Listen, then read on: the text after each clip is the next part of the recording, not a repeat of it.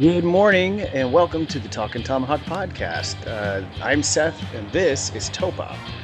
And you can find our written work at talkintomahawk.com and thehousethathankbuilt.com. So it would be, you can find our written work at talkintomahawk.com and just my written work at housethathankbuilt.com. Topa didn't make the cut over there. Application rejected. So, on to the main event. Today we have a guest, very special guest with us, and that would be former Atlanta Braves pitcher Kris Medlen, joining the podcast today to discuss a variety of topics from the difficulty of adding another pitch to your repertoire at a major league level, to achieving the dream of getting to the big leagues, and what it's like to have to leave that dream behind so quickly and transition away from the game. And quickly, meaning if you're a guy who gets a cup of coffee and that's it, you're like Crash Davis, who's hung around the minor leagues his whole career, to guys like Medlen, who had 8 big league seasons under his belt. It's still not, he's still a young guy and moving on to, to something new in his life.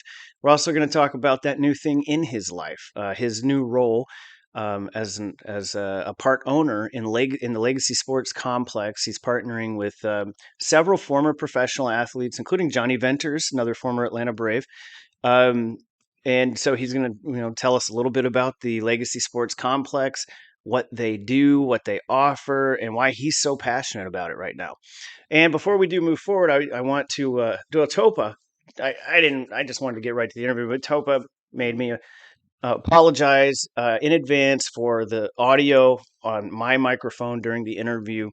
When we tried to fire this thing off, we had a lot of technical issues and we had to change some platforms very quickly and ended up with not changing the setting on the microphone. So this guy here ended up being a decoration, and the microphone that recorded me was just awful. Didn't change that setting. So it happens. Low quality microphone for a low quality guy. But nonetheless, you're here to listen to Kris Medlen, and he had a good microphone, and he had a lot to say. So let's get into it. Enjoy. Okay, so we're here with former Atlanta Braves superstar, Kris Medlen. Superstar. Now, don't do that because Kris, I didn't get a chance to look this up because I was busy working my day job before this call. But if I remember correctly, between the back half of 2012 and all of 2013, and you should be able to back this up because you're an analyst. I believe you had the second best ERA in all of baseball behind some guy named Clayton Kershaw. Is that right? I think I know who it is. Yeah, and it did happen. It happened. I know that. It was now seems like a little tiny little blip on my life's radar. But yeah, I mean, it was. I got an opportunity to do what I wanted to do, and something clicked where every time I threw the ball, I missed bats and got kind of the double plays I needed to, out of jams I needed to, and run support as well. So yeah, I mean, overall it was like a slow build into that point, but anytime someone gets hurt, you get an opportunity to step in, and I've always been the guy who has been like, give me the ball, I'll go, and that's kind of what happened. So yeah, I mean, coming off a Tommy John as well, and not knowing the future in terms of that, feeling good, but not getting the opportunity to pitch out of the bullpen, long guy, that type thing. So yeah, I mean, it was a really cool 2 years for me in my career that kind of got my name out there a little bit. Yeah, I mean, I taught middle school for 1 year. I did 1 year of middle school teaching, and it was a career class. And almost every boy in the class, when you ask them what they wanted to do when they grew up, it was some form of professional sports. And so I had to do some research on the probability of actually making it to professional sports and the importance Yeah, in having a plan B. And it's so incredible to be able to actually be one of the very, very few people in the world that can make it to the highest level in Major League Baseball. It doesn't get any better than that. yeah, And then to dominate for an extended period of time. Uh, I mean, it's truly an incredible accomplishment. yeah. So congrats on that, and Thank thanks you. for the fun that us fans had. Um, Yeah, Watching you earn your paychecks and through the course of your employment. Yeah, I mean, it'll obviously, you talk to players, and there's the business aspect of it, but deep down we're all just little kids who had a dream that we could do what we could do, and it takes a lot of convincing, not outside of yourself, more inside, because there's always going to be people saying you can't and whatever else. I just had a really good support system with my parents, and just it helped kind of my insides of like, hey, like I can do this, and I didn't play for crazy travel teams. I didn't get invited to all this stuff. I was a tiny little kid who was underdeveloped and just over undersized for what I was trying to do, and I just had that chip on my shoulder. It almost helped me develop that chip. I mean, what if I was 6'6"? Would I have the same attitude towards work ethic and just that type of aggressiveness that I needed to apply to be good at this game? So I'm grateful for being overlooked and all those types of things, but always believing in myself that this guy did it. Why can't I? And I always maintained that. And anytime it was group workout sessions, whatever it was, I always wanted to be the best. I always wanted to, whether it was conditioning, lifting. Yeah, dudes lift a ton of weight, but I was always like, I want to try it. I want to try and get there. So it takes a certain type of personality for sure to break into that, 1% of 1%. But I'm grateful that I believed in myself, and I had the right people there behind my back saying like, yeah, you're actually getting really good, and kind of growing into yourself. Yeah. Well, so about what age, like when did it click for you that it was going to be a possibility to, you know, have a shot at the major leagues? Like when did that click? Major leagues is always, once you get in the minor leagues, you like to try and size yourself up. But I mean, like I said, I was a late bloomer. I mean, I was 5 foot tall. I graduated at 17, so I didn't graduate early. I was just like a class ahead of where I should have been.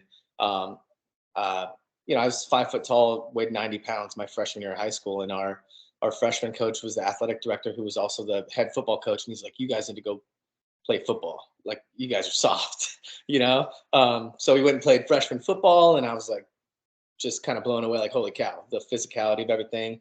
And it made me really honestly try to focus more on baseball and what I was good at and what I was actually capable of doing, because I'm not moving anybody in that sport. So um, just that kind of development, junior year, I start kind of growing a little bit. I got like 5'6", 5'7", something like that. And I was able to compete a little bit better.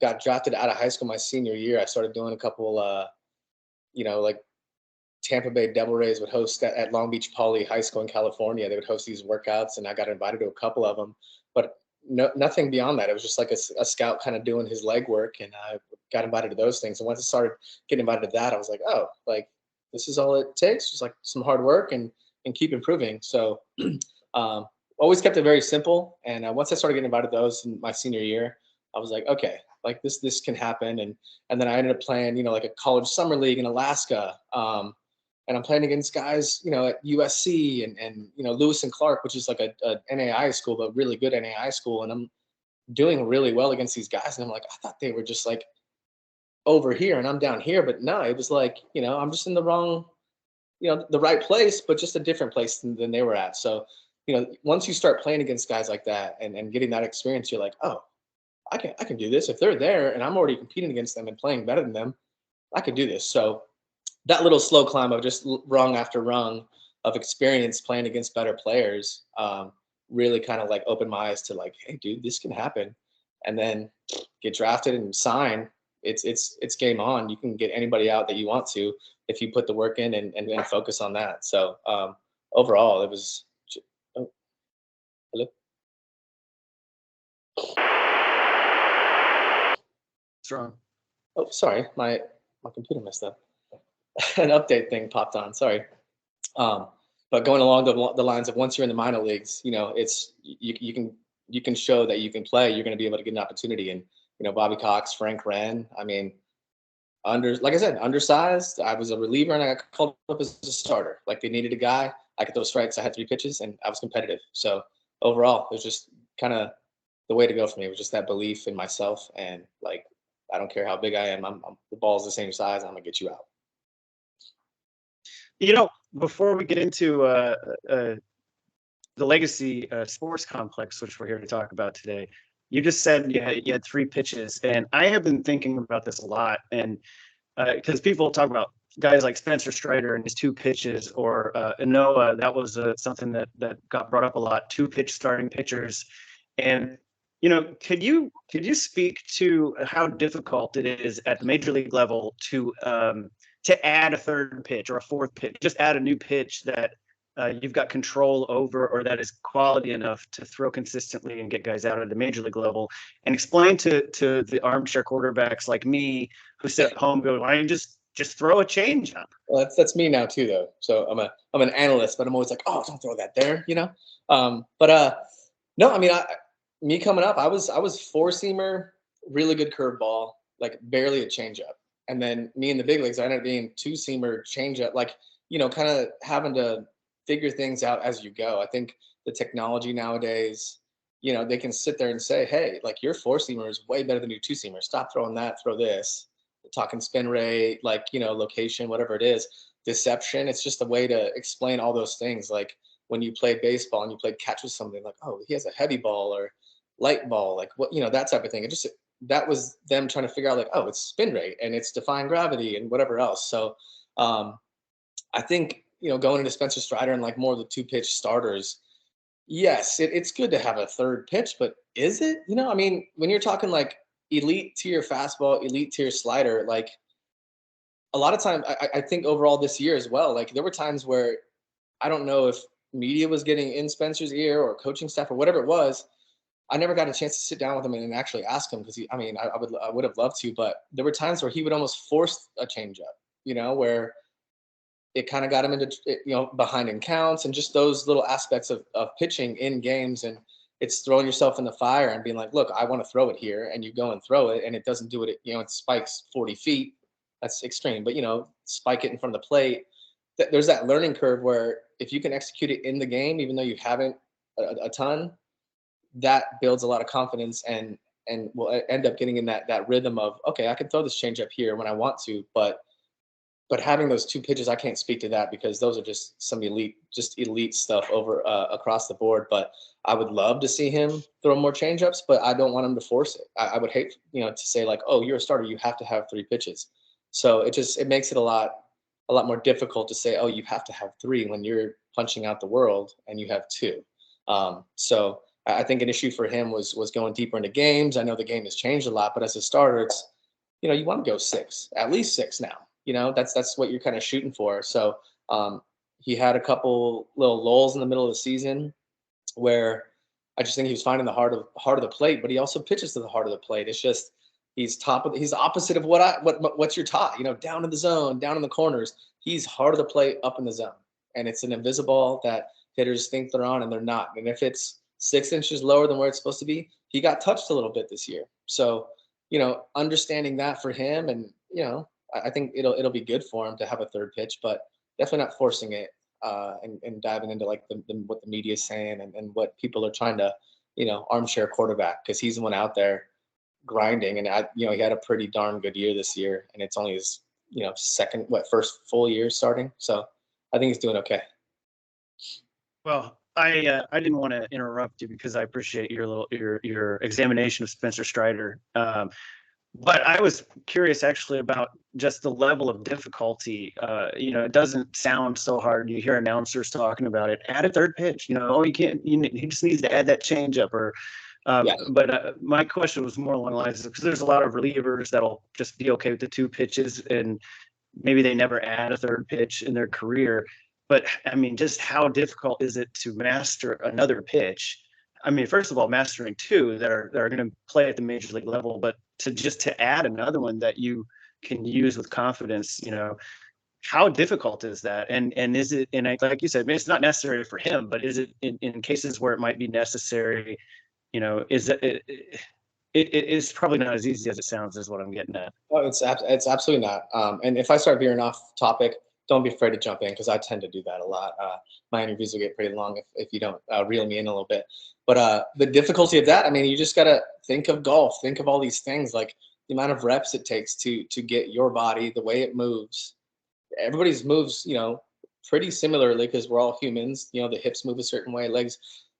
The throwing motion is where it's different. So he's got a lot of straight line to the plate. So for him to try and go to learn how to throw a changeup, it's like almost like a push. So it's not a changeup arm path to me. It's not.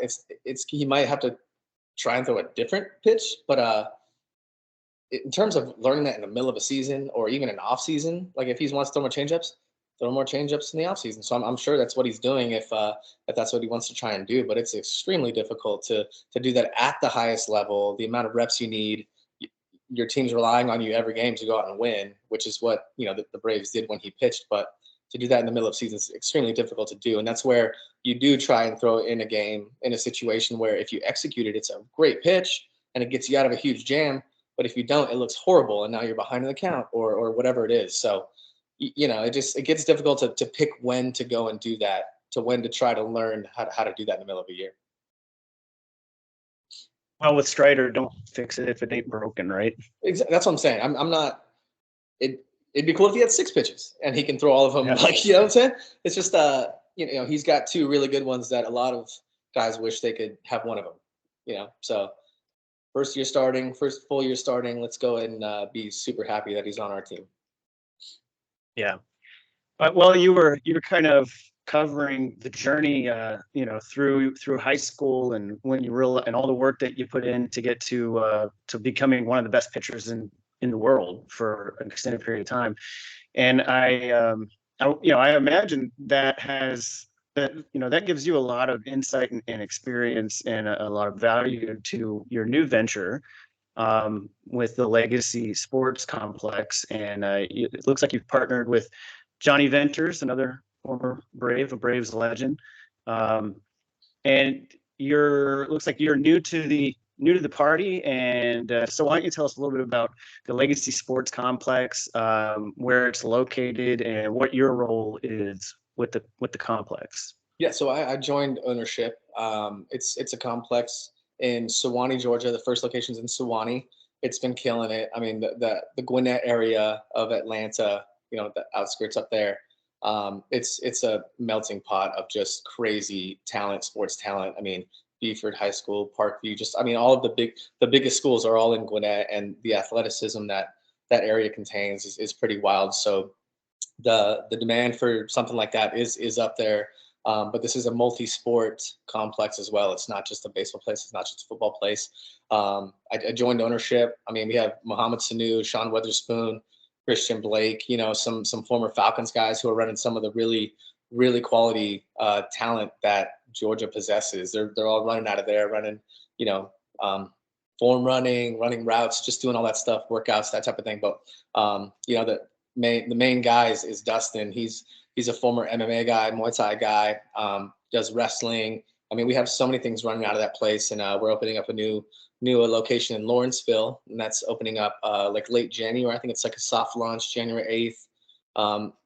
Big opening event on January 27th. So I won't be in attendance for that. I'll be at a wedding, but super excited to join, this kind of venture, offer, our expertise and really just try to give the youth, whether you're a kid or trying to learn how to play, or if you're all the way up to pro guys, learning how to get to the next level. What can I do to get better? I mean, we have tons of really good people who are willing to offer their time and some offer that expertise of for a kid who's looking for that to start that journey or take the next step in their journey. We have everything you would need. I mean, the technology. We've got golf simulators. Meeting down there next week with an expert on that. So really just trying to dial in the multi-sport thing, not get too monotonous with the one sport, and really just try to develop athletes. Yeah, well, I'm looking at the website right now, legacysportscomplex.com. And with that ownership group, I imagine you can't get better advice or better, probably, the input on the training programs. I'm imagining, if I want to bring my kid somewhere where they can prepare him the best that he's going to be for his high school team. Like my 15-year-old son, having Johnny Venters and Kris Medlen's input on that program carries a lot of weight. Do you have a lot of influence on some of the training programs or recommendations on the tools that the kids are going to be using there? Absolutely, yeah. I mean, the amount of technology that's out to study, how the body moves and all that type of thing. I mean, there's different ways to do spin rate and just kind of dive into the actual numbers and be able to manipulate those to make you the best pitcher that you can. But as a position player as well, I mean, a lot of that is just kind of learning the game. And as a former infielder, college infielder, pro baseball player, I think I can offer lots of different things. I mean, me and Johnny are gonna sit down and come up with more of a concrete kind of program plan for the future of what we think we can develop some kids into some really quality athletes who, I mean, at the end of the day, yes, we're all trying to get better and those things, but I mean, you don't know a kid's home life, you don't know what they're going. It's just it's a place where we don't push anybody away. We're not a travel organization. We're not gonna cut you at 12 years old because you're not good enough to make our team. Like we're offering a way out of that monotony, that monopoly that is travel sports, and you're done at 12, done at 13. It just it frustrates me from that standpoint, but you know I didn't see a big leaguer until, other than going to baseball games, Dodger games and Angel games when I was a kid. Like, I mean, you get to reach out and shake the hand of an NFL linebacker, an NFL wide receiver. Like, we're going to be around, and just that little bit of you talked about the 1% of, like, that journey of making that. And just if you're questioning whether you can or can't, you're in a room full of guys who have and are willing to help you kind of push you through and give you the best foot forward for yourself. Yeah, and if you were like me and you just enjoyed playing in high school and you knew that was going to be the end, you still want to learn and be the best you can. And I'll tell you, someday you're going to have to teach your kids how to play. And so I Exactly, learned more but about it's baseball. fun. Even kids that I played with in high school who stopped playing when they graduated. It's just, I remember that more than I remember some big league stuff. Like, I remember me being a kid enjoying the game and the simpleness of it all. And then even me coaching high school baseball, like seeing something click on it with a kid and seeing him be like, "Oh God, oh, that it's that easy," or "It's I didn't even think about that," or get him to physically do something that they weren't able to do before, and then see them apply it into a game. And that kind of growth is, you can go on Instagram and see entrepreneurs talking about the process and all this stuff. It's like it's true that the hard work that you put in and seeing somebody really develop into, like, showing themselves that they can do it. I mean, that's what I've gotten the most out of coaching high school, and even going into this complex. I think that's the thing I'm looking forward to the most. Just seeing development, seeing a place for people to come and experience a thing they haven't experienced before, and really want to come. I mean, we have after school programs. We have buses that pick kids up from their schools, take them in. The parents pick them up afterwards. There's adult classes. There's mom classes, dad classes, whatever it is. It's an all around, just a place that you want to be. The energy is crazy, and it's going to be a really cool avenue for people to want to go and improve themselves. Yeah, yeah. I'm looking. You have memberships, you have training programs, you have classes. There's camps. Um, Full team training sessions. So you're saying this is like Hogan's Beach Shop, where you got a potential major leaguer might be roaming the facility and might come in and give you a tip. It's 100% going to do that. When we have, I think the new Lawrenceville one, it's bigger than the Sewanee location. The Sewanee location kind of, it quickly kind of outgrew itself. So we're going bigger with the Lawrenceville one. Um, and yeah, I mean, there's eight to 10 nets that slide out. So there's gonna be wrestling matches there. You slide them out. You have team workouts with cages, whether it's pitching, hitting. There's turf outside to work on routes, to work on infielding, to work on just many different things. And the plans obviously forward are it gets you pretty excited because multiple locations after this. It's just gonna keep getting bigger and bigger. And I think the more results we get, the more the man's gonna want to be a part of that. Yeah. So far, sounds like it's a big success, and you guys are expanding. How far do you see the expansion going? Oh man, Dustin's a go-getter, and he's thinking more national. I know he's from up in New Jersey, so he's talked about New Jersey. Winder, Georgia is another spot. Alpharetta, where I'm located, the talent here is amazing, and there's nothing really like this in any of those areas. So just tapping into each area, trying to figure out um, where to go after this. But we definitely have some our sights on a couple other places that we're looking to kind of grow into and grow our brand. And but just thinking of it as a business is one thing. But I just like I said, if you think about the main mission, which is kids, athletes, just looking to better people. The business side will kind of take care of itself and offer a quality product, and you'll get some results. Well, it sounds like you're passionate about it, and you definitely have the resume for it. So I was thinking about this earlier too, and I was wondering, we were talking about we're the same age, and I was, thinking about life and careers, and my son's at that age where, we're trying to prepare him to figure out a path and create a plan for it. But as a ball player, you reach a point in life where when do you start thinking? Because you got to give everything you have for to your career, and I assume you don't know when that end is going to come. But when do you start thinking about what's next for Kris Medlen, or what about other guys who maybe just have a cup of coffee in the big leagues and they spend their time clawing? And I'm sure plenty of guys like that. When do these guys, as adults now, start thinking about the next step? And is that a difficult transition? And I'm sorry if this seems off topic, but it just kind of popped into It's my not. head I as we mean, were talking. we discussed pre podcast. Go anywhere you want. I mean, I love this topic because I'm in the middle of it. I mean, I was able to get, I was a month away from 8 years in the big leagues. Just missed my gold card, which I was always kind of trying to shoot for. But like I said, if I just go back to basics, go back to when I first started my journey. I mean, I was like, could you even imagine like being in the big leagues? That's crazy. That'd be so cool. And I got almost 8 years. So, and then once you have almost 8 years, you're like, damn, I really want 10, or I want, you just want more. That's the natural thing. But, I get to sit here. I retired in 2018, voluntarily retired, but I came back from two Tommy Johns and was able to get called back up with the Diamondbacks, pitch against the Astros and get my ass kicked. Can I say that?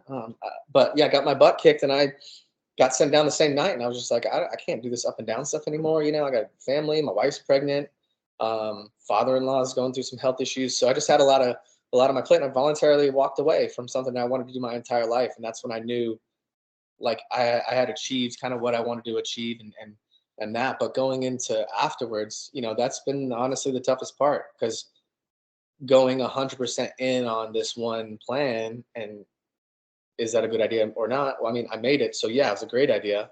um, so for me there was no other way. But the preparation, going to school, really trying to invest in yourself, I think that ends up helping a lot. So I mean, even just something as small as I go and golf with buddies, and one of them says, "Oh, do we talk about the same stuff, man?" He's like, let's get you doing something." I take my kids to school every day. I'm very involved in their lives. I love the fact that I get to do this with them. But I need to be doing something. So even just something as small as volunteering at the high school and doing that the last couple of years, it's like it's like this little fire of like, oh, why am I trying to get away from this when this is what I love to do? And I have so much to offer in that. So once you kind of retire, you're not everybody's different. I was more like down on myself. It was more like, damn, this is over with. What do I do? And there's a big difficulty in that. It can go many different ways, but just having my family here and being really involved in that has occupied a lot of time. But it's I'm missing that little bit of extra fire, and this complex brings it out of me. Helping at the high school brings it out of me. So I'm definitely finding the right path. It just takes time for some people. Some people played so long that they can just go on TV and talk baseball and everyone loves them. So it's all different. But investing in yourself, knowing what you want to do, and just saying yes to more things. I think because I was saying no to lots of different things where I was like, why didn't I do that? It's like I became more of a recluse. You leave the cameras, you leave the clubhouse, and you're like, oh, so they won't even remember who I am. Like, and that's how I would be when I would go meet people at the stadium or something. I would be more like shy about it, where that was the opposite of my personality. It is the opposite of my personality, but you get away from that, the game and how big everything is. It's like, you become like, am I who I was? And are people going to remember me? And do they know that I know this stuff? And, it's just get out there, break through your shell and get out there. And that's what I've kind of done with the complex, the high school stuff. And the TV stuff, my God, face for radio, and they have me on TV. So, you know, it's been a learning curve, obviously, but just staying around the game is really kind of like got that fire going back in me where I'm not saying depressed. I'm not saying anything like that. It's just down from where I was. You know, that little lull of like, what do I do? It's a scary feeling, and just having stuff to do has really kind of brought me out of that kind of bleh stage. Yeah, that's interesting. You've probably spent your whole life, like most kids, dreaming of making it to the big leagues. It's a dream come true that very few people reach, but it's fleeting too. And so that dream ends quickly and usually not on your terms. And so that must be very difficult to deal with. And then you find yourself in a situation where you go, what is next? So you it sounds like you found something that you can sink your teeth into and you're passionate Absolutely. about, and it's definitely suits your experience and your expertise. So so everybody, if you've got kids, is it just for kids? You got teenagers? What about adults? Do you have adult It's leagues going it's on for there? it's for everybody. You got whether you're 5 years old or 18 trying to make whatever team, football, basketball, baseball, lacrosse. I mean, we have everything. If you're looking to get better, this is the place for you. And I mean, whether you're like I said, if you're a pro guy looking to get to the next level, we have plenty to offer everybody. There's mom classes, dad classes. There's it's a complex that has something for everybody, and we make time for each group to be able to be involved and feel like they have a part of the complex, not just like, hey, go over there, stay over there because we got stuff going on. It's like, we really adjust, and we have lots to offer. We have medical as well in there. We have orthopedic. We have recovery rooms, hyperbaric chambers. I mean, we got a lot of stuff. And if you need Botox, we have someone in there for that too. So Uh, Well, do you have anything for like old washed up guys who want to try to make and be good on their local adult baseball league, but maybe they haven't had a chance to practice in a when I while? say everybody, I mean everybody. It's Okay. called it's called the And gym. I mean, I've found myself in the same thing where I'm like, oh, I don't want to do anything today. And once I go and do something, I feel way better. So we have the place for you to punch in there and feel comfortable, not uncomfortable, and really get pushed into kind of bettering yourself. So it's for absolutely everybody. all right. Well, before we close this up, I appreciate your time, and definitely excited to check out the facility. When it opens in Alpharetta, I'll make it a point to go up there and check that out because I work with a company which I was going to start plugging on here anyway. Dutch Crafters Amish Furniture, and I'd be remiss if I didn't mention that your house looks spectacular, Thank you. and I could envision some solid wood Amish made furniture behind you would fit in nicely in I that love it. background. But we do have a showroom in Alpharetta, so next Okay. time I make my way up there, hopefully the facility will be open and I can come and check it out Absolutely. and see if I still have what it takes, to sign up for the adult league. Yeah. So, We'll but get you. I'll get in there and start throwing bullpens to you and see if you can at least stand in there and start tracking. how fast are you throwing right now? I could. I could probably get like 84. A long warm up and throwing and all that. So I did. For 2 or 3 months of the year, I'm doing the high school thing, and Hmm. I'm throwing every day, and I start feeling better. Hop in there and throw a couple bullpens, and it's still popping a little bit, but yeah, that looks like a very breakable bat too. So I don't know. I'm a location I'll, guy too, so I can run one in on you and you swing, and it'll snap. So I, if I'll take you deep. I'll take okay, you deep on a little league field. yeah, I'm Little a league I'm a field. I'm a JUCO bandit. I know. He takes on tons of challengers over the internet, trying to challenge him. So I'm game for that all that too. So if you feel like coming in Alpharetta, I'll buy some furniture and you can you know come and attempt All to right. hit the ball. Okay, I'll give you a special discount. I'll make you your own promo code, and you can get a discount. But we'll Okay. talk about that later. All right. Uh, no, yeah, no, I know I couldn't hit you, and yeah, this bat is very breakable, actually. I've broken a few of these. So we used to do adult little league Well, so we'd have wooden bat adult little league field home run derbies, and it's where a bunch of adults would go out with wooden bats, and we'd have home run derbies on like little league fields, That's awesome. But yeah, it's a good time if you can just hit the sweet spot. Which, by Uh-huh. the way, that's a lot harder. Those of you who played in high school and never made it beyond that, um, it's like if you've ever used a wooden, like an old school wooden driver, and the sweet Yeah, spot like on it a is like a persimmon. yeah, it's a whole different ball game when you're using a wooden bat versus those aluminum bats, or those metal bats. Absolutely. That was what the biggest difference for me. I was in JUCO, like I said, I played a couple college summer leagues, and you go swing wood bat, and all of a sudden you come back for your season, and we were swinging metal, and I felt dangerous. So yeah, the wood bat's no joke.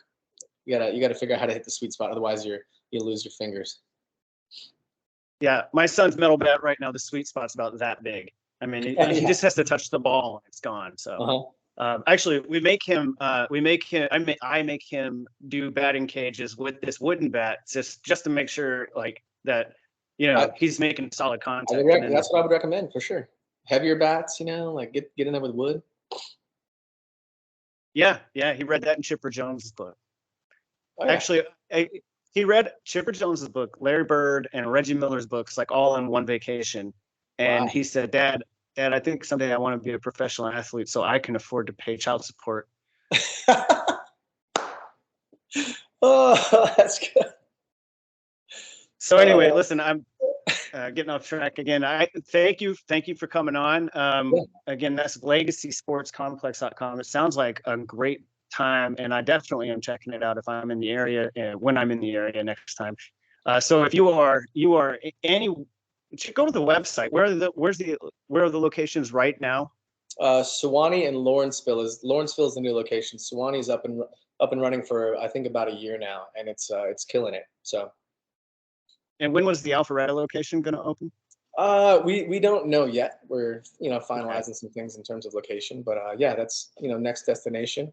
We got a couple lined up. So Okay, so if you're an aspiring future major leaguer, you just want to make your JV team, or you're an old guy and you want to see if you still got it against Kris Medlen's 84-mile-an-hour you can heater. you can show up and run routes against some of the best high school and college players that are getting some work in.